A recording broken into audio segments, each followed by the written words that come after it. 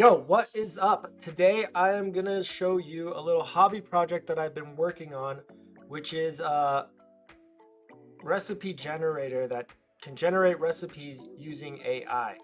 The cool thing about this AI tool is you can actually take photos of the food you wish to generate recipes for, or you can input certain ingredients and allergies, and the recipe generator will create a recipe for you, and it can also generate images based off of that input.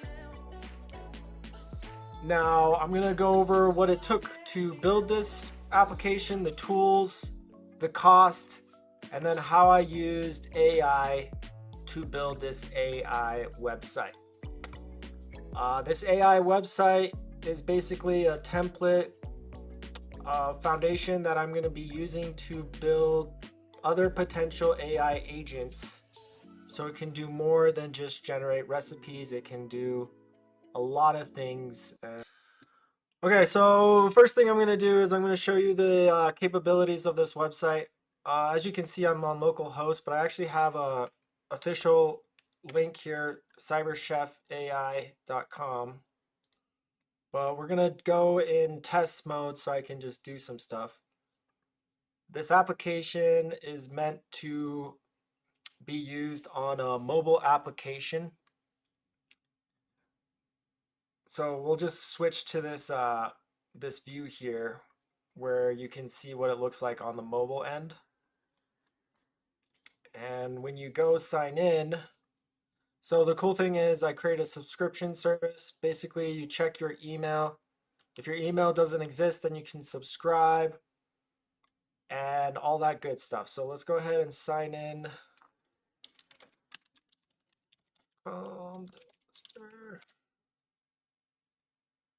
Okay, so once you're in to the application, there's going to be an option to create a recipe. You can also capture an image of recipes and your profile page right here. As you can see, I've already created a few demo recipes, and the cool thing is it can also generate images of those recipes based off of your input, which is pretty cool. I think that's kind of neat. And yeah, so basically let's try and capture an image and see. I guess I can't use the camera right now because I'm recording, so let's see if I can just find an image to run this on. One second. Since I'm already using my camera to record this video, when I try and capture this right now, it's supposed to show camera, but since I'm currently using it for recording, I'm just gonna go ahead and find an image that we can use here. So I found this image off the internet, a chicken bowl craft with pita with rice. I'll go ahead and submit this and we'll see if it can generate a recipe based off this. So basically we got this image here now, and we can select the meal type. I'm gonna do lunch for now. I don't know what ingredients are in here. We're just gonna let the AI try and figure that out for us. So generate the recipe. Looks like it's working on it. This might take a little bit of time, but once it's complete, we should see that it discovered it was a Mediterranean rice bowl. It's got rice, it's got chicken, and it looks pretty good, right? I would try and make that for sure. The other option is you can create a recipe here. So I'm going to choose dinner, and then I'm going to do pre-selected ingredients of lamb, rice, and let's try olives. Known allergies, I'm going to say fish. And if you have any other allergies, you can put them in here. Once that is all set, let's go ahead and generate the recipe here. When you select this option without an image, the AI is going to generate its own image based off of the ingredient or the recipe that is created. So CyberChef is cooking here, and now we got another Mediterranean lamb and rice bowl. Obviously, as you can tell, I like Mediterranean food, but basically it goes over instructions on how to cook it.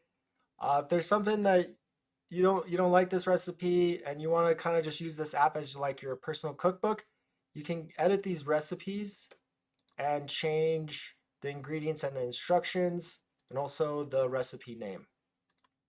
Now that I've shown you how this website works, uh, and how the AI can generate recipes for you, I'm going to go into what it took to build this and the cost to do it. So for the back end, I use Spring Boot with Java to build my REST API, and the front end is built with Angular UI. For the database, I went with Postgres, which can be seen here, and then I deployed the application to the cloud using DigitalOcean. So the cool thing about DigitalOcean, if you want to try it out, I'm going to add a referral link into the description here. As you can see right now, it's costing me like 15 bucks so far. We're almost completed with the month here. Yeah, so with this application, it's a little pricey here. If you want to stay on the cheaper end, I would recommend maybe not going with Spring Boot or Angular, but maybe like a PHP LAMP stack. I find that to be a lot cheaper, especially if you're entrepreneurial type. But the cool thing about Spring Boot and Angular is if this ever takes off, I should be able to scale it up pretty nicely and build it more microservices for it. So there's that. Now, for the actual application, I deployed it to this droplet here. And then the database, I use Postgres database cluster, which is an option you can add to your DigitalOcean. That costs like 15 bucks a month. That's the most expensive. This costs around like $6 a month. And then this space is an S3 bucket, which is where I host all the images. So if we look at my CyberDuck here, this is where all the images are stored, and then they are retrieved from the website. So this is coming from the S3 bucket. And then I also had to set up a domain, cyberchefai.com. The domain I purchased through Squarespace, which is pretty nice. And then finally, I also had to set up a email for this application, and I did that through Microsoft Business. For the CyberChef AI subscription service, which you can see here, in order to use this application, you gotta subscribe for $5 a month. In the background, what it's using is it's using Stripe.io to create a subscription service. So when you check your email, if it doesn't exist, then you can create a subscription here. All this data is stored in my Postgres database. So when I'm developing locally, I have my local Postgres instance here. And then when you deploy your DigitalOcean database, you can also connect it to it through pgadmin, which can be seen here. All right, so when I started building this website, it was about when OpenAI first came out, and it wasn't very smart yet, but it could do stuff like just generate recipes, which I thought was pretty cool. Now 2024 and heading into 2025, the AI's gotten pretty advanced, and it's pretty accurate now. It doesn't like imagine things as much, but it still can imagine things. And the great thing is, while I was building this website, I actually used ChatGPT to help me build it out and come up with solutions for stuff. So basically, I'd use it for like simple stuff like how do I center an image and do different things with Angular. After a while, the cool thing is ChatGPT is obviously gonna learn about you and what you do, and you can ask it stuff like, "What do you know about me?" If I submitted this question, it's probably going to tell me like, "Oh, you do a lot of web development with Angular and Spring Boot, and you use this specific database." And after it learns all these things about you, when you start asking it programming questions and you're very vague about it, it's going to go to its memory and be like, "Okay, this person is using Angular and Spring Boot, so I'm going to give them the solution in an Angular or Spring Boot way," which is actually kind of cool. It makes our jobs a lot easier.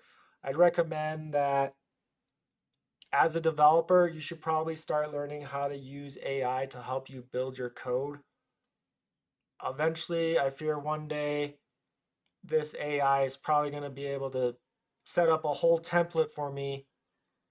I could just be like, create a simple app with Spring Boot and Angular, and it can give me a base template to build off of. And then as I'm building it, I can ask it more questions like, how do I do this? How do I do that? Yeah, obviously, as you can see here, there's a lot of things I've asked it how to do. And for the most part, like I'd say maybe 80 to 90% of the time, it's pretty accurate. Sometimes it's not, but it gives you a good idea of where you need to go. And yeah, so it's been great. And